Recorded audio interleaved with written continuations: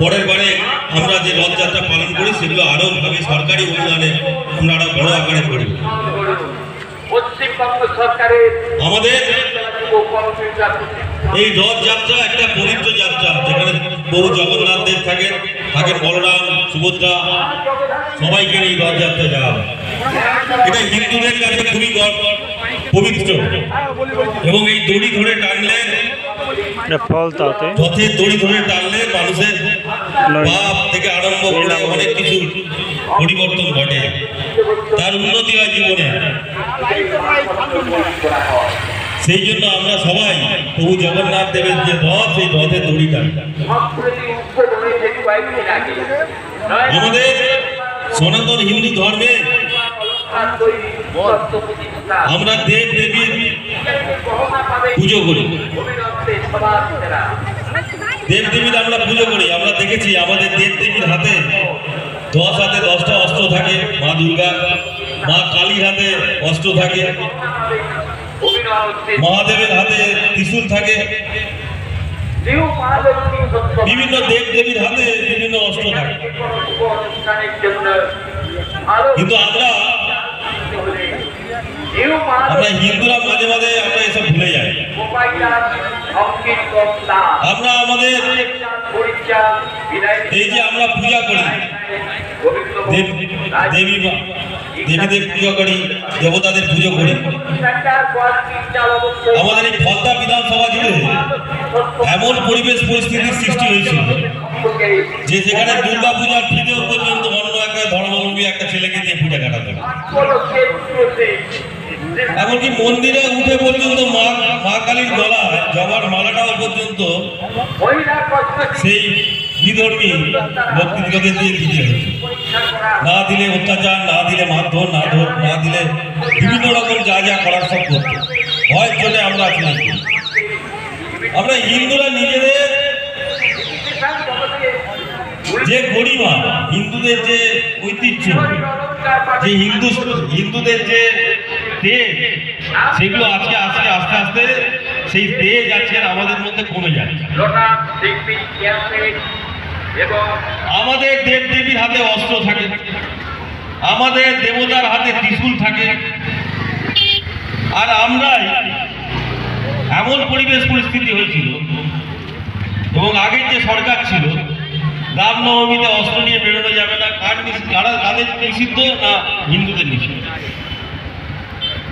কিন্তু অন্য ধর্মাবলম্বী ব্যক্তিরা তারা তাদের অনুষ্ঠানে তারা অস্ত্র নিয়ে বেরোতে পারবে, তার সেটা নিষিদ্ধ না। এইরকম একটা পরিবেশ পরিস্থিতি সৃষ্টি হয়েছিল পশ্চিমবঙ্গে, শেষ হয়েছে।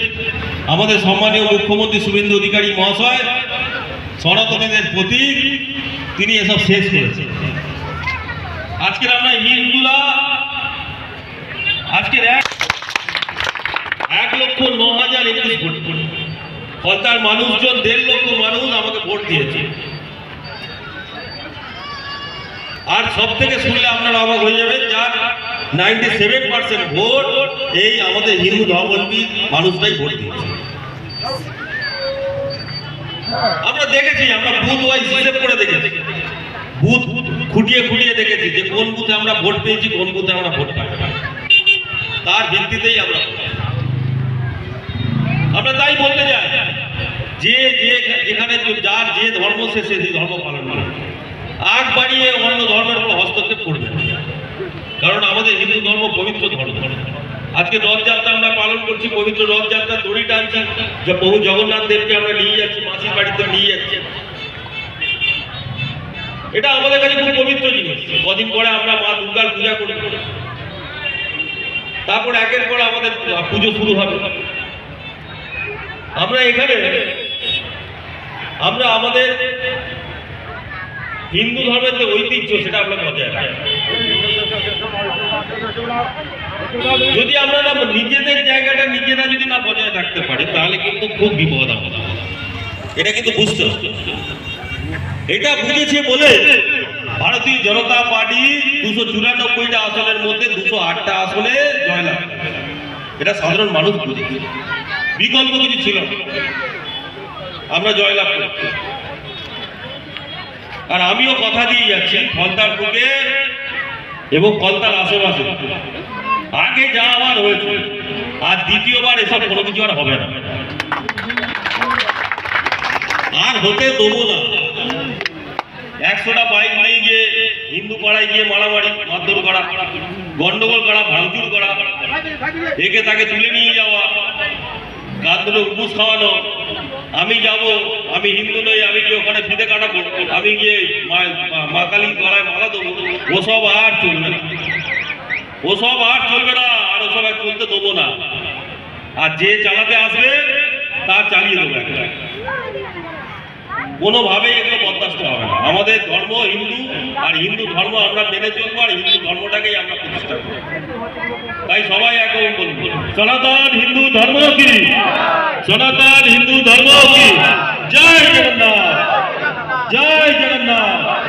একবার সবাই বলুন জয় শ্রীরাম, জয় জয় শ্রীরাম। ধন্যবাদ।